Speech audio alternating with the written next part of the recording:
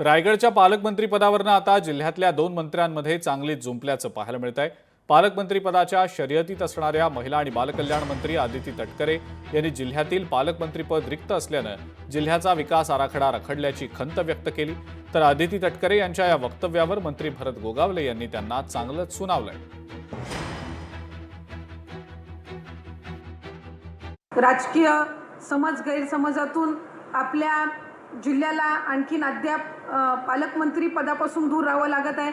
जिल्हा नियोजनची बैठक ही अजून आपली झालेली नाही आहे, पण आम्ही महायुतीचे जे आमचं नेतृत्व आहे, आदरणीय फडणवीस साहेब, आदरणीय एकनाथजी शिंदे साहेब आणि आदरणीय अजितदादा यांना विनंती केलेली आहे, आमच्या जिल्ह्याला विकासात्मक दृष्टिकोनातून तरी वंचित ठेवू नका, अशा पद्धतीची विनंती एक लोकप्रतिनिधी म्हणून मी केलेली आहे। ज्या मागच्या 2-2.5 वर्षामध्ये जे काही विकास निधी दिलेला आहे तोच अजून कित्येक कार्यकर्त्यांचा, पदाधिकाऱ्यांचा, ज्यांनी कामं अजून काही लोकांची सुरू नाही झाली, काही सुरू झाली तर ती प्रगती पथावर आहेत। तर अशा अनुषंगाने एवढा प्रचंड विकास महायुतीच्या माध्यमातून मागच्या 2.5-3 वर्षामध्ये झालेला आहे, हे कोणाला नाकारता येत नाही आहे। त्यामुळे विकास थांबला असं नाही म्हणता येणार काही आहे। आणि त्यामध्ये आता पाऊस आहे, पावसामध्ये कसला विकास कोण करतं हे आपल्याला सगळ्यांना माहिती आहे। त्यामुळे त्यावरती न बोललेलं बरं आहे।